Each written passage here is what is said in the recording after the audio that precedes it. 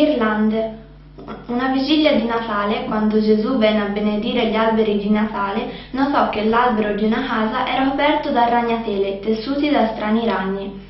Quando benedisse l'albero, Gesù trasformò le ragnatele in bellissime ghirlande d'oro e d'argento. Da allora noi le usiamo per decorare i nostri abiti a Natale.